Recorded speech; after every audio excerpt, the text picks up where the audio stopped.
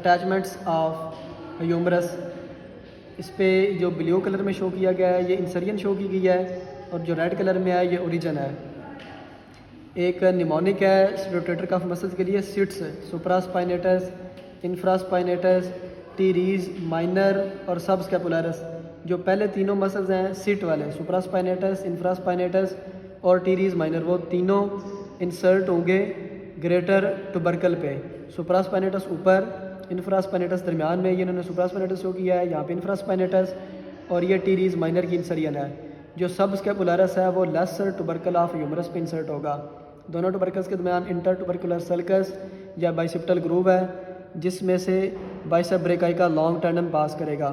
और ये जो इस पे जो इंसरियन है इसका मीडियल और लैटरल लिप है और दरमियान में फ्लोर है। इसके लिए जो निमोनिक है वो ए लेडी बिटवीन टू मेजर्स, यानी लैटिसमस डोर्साई दरमियान में है और उसके दोनों साइडों पे मेजर्स हैं। मीडियल लिप पे टीरीज मेजर है और लैटरल लिप पे पेक्टोरलिस मेजर की इंसरियन है। ये डेल्टॉइड ट्यूबरोसिटी पे डेल्टॉइड मसल की इंसरियन है। इसके साथ ये कोरेको ब्रेकियलिस की इंसरियन शो की गई है।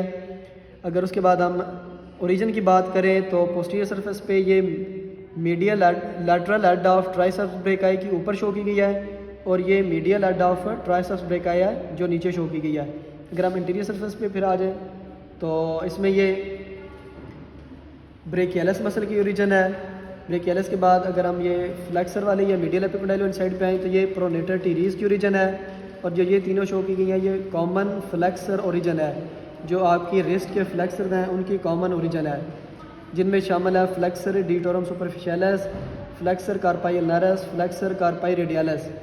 और इसी तरह ये वाली जो है ये है आपके ब्रेकियो रेडियलिस की ओरिजिन है और ये एक्सटेंसर कार्पाई रेडियलिस लॉन्गस की ओरिजिन है।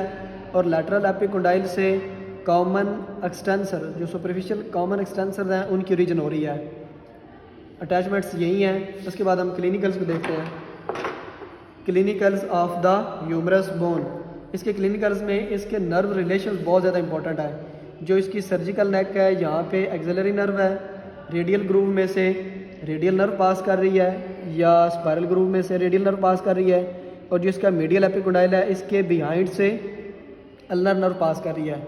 अगर सर्जिकल नेक का फ्रैक्चर होगा जो कि सबसे ज़्यादा कॉमन है, इसके अंदर ह्यूमरस का सबसे ज़्यादा जो कॉमन फ्रैक्चर है वो सर्जिकल नेक का है। सर्जिकल नेक का फ्रैक्चर होगा तो एक्सिलरी नर्व का डैमेज होगा। जब भी किसी नर्व का डैमेज होगा तो दो तरह की सिम्टम्स आएंगी, मोटर लॉस होगा, सेंसरी लॉस होगा। मोटर लॉस से मुराद ये है कि जिन जिन मसल्स को वो नर्व सप्लाई करती है उन मसल्स की डीनर्वेशन हो जाएगी, एट्रोफी हो जाएगी और पैरालिसिस हो जाएगा।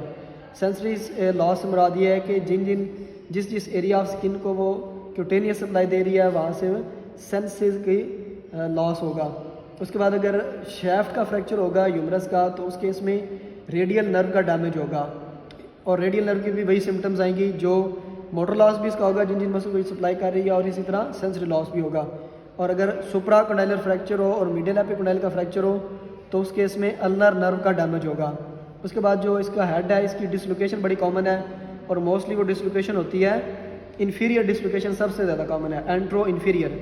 उसकी वजह ये है कि जो सुप्रास जो आपके रोटेटर कफ मसल्स हैं वो इसको गार्ड तो कर रहे हैं पोस्टीरियरली भी, लैटरली भी, मीडियली भी और सुपीरियरली भी, लेकिन इन्फीरियरली वो डेफिशिएंट है, इसकी स्टेबिलिटी नहीं है। इसलिए इसका सबसे ज़्यादा कॉमन जो डिसलोकेशन है वो इन्फीरियर डिसलोकेशन है। और जो कैप्सूल भी है वो इन्फीरियरली स्लैग करता है और इन्फीरियरली वो वीक होता है, इसलिए इसकी इन्फीरियर डिसलोकेशन सबसे ज़्यादा कॉमन है। और लास्ट पे हम देखते हैं articulations of the humerus bone. Articulations मुराद है कि ये किस किस बोन के साथ कौन कौन सा जॉइंट बना रही है। जो इसका हेड है ये 1/3 ऑफ द स्फीयर है और ये ग्रेटर है एज़ कम्पेयर टू ग्लेनाइड कैविटी।